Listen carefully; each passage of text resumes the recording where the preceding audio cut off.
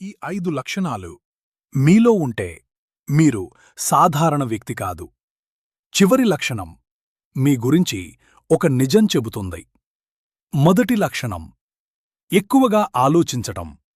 మీరు చిన్న విషయాన్నైనా లోతుగా ఆలోచిస్తారా?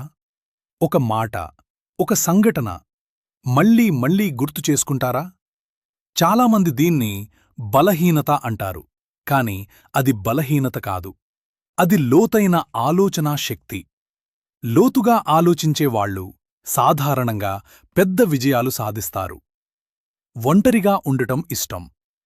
మీకు ఒంటరిగా ఉండటం ఇష్టమా? జనం మధ్య ఉన్నా కూడా మీరు మీలోనే ఉండిపోతారా? ఇది ఒంటరితనం కాదు.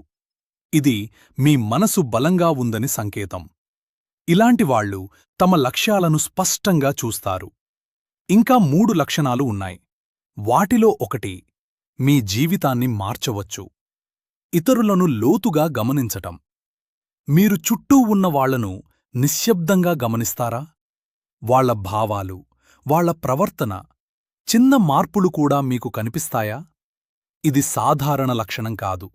ఇది నాయకత్వ లక్షణం. అందరితో కలవకపోవటం. మీరు ప్రతి ఒక్కరితో కలిసిపోరు.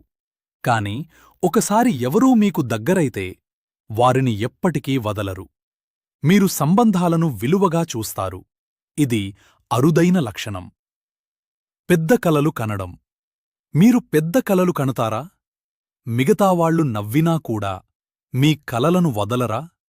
అయితే మీరు సాధారణ వ్యక్తి కాదు. ప్రతి పెద్ద విజయం ఒక పెద్ద కలతోనే మొదలవుతుంది. ఈ 5 లక్షణాల్లో 3 అయినా మీలో ఉంటే మీరు వేరేలా ఆలోచించే వ్యక్తి. మీరు ఎదగాలనుకునే వ్యక్తి. మీరు ప్రత్యేకమైన వ్యక్తి. మీకు ఎన్ని లక్షణాలున్నాయి? కామెంట్లో సంఖ్య రాయండి. ఇలాంటి వీడియోలు ఇంకా కావాలంటే మద్దతివ్వండి.